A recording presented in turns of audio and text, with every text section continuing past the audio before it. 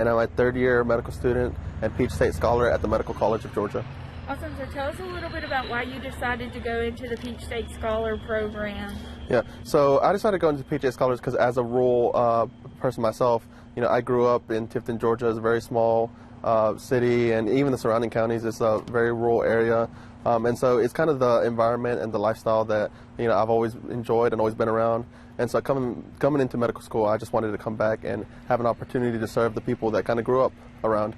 And so this was the perfect opportunity to also assist me in tuition and focus me in a curriculum that's going to be focused on the people that I plan on serving in the future.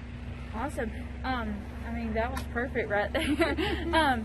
Talk to me a little bit about how a program like the one that we kind of introduced today, this telehealth, how is that going to really help those residents who are from these rural areas? Yeah. So telemedicine, it's like an emerging kind of technology. A lot of people either aren't used to it or they're still trying to grab the reins on it. So I think this giving us the opportunity to practice with it as medical students and then furthermore as residents is just going to help us further utilize that in the future.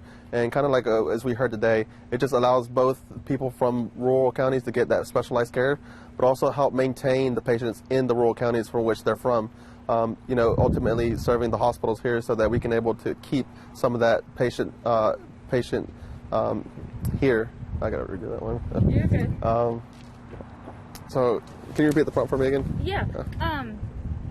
How do you hope that this telehealth program really helps these community members here in Emmanuel County? Yeah. So I think the telehealth program would serve the I can't think of the word. Community? Residents of.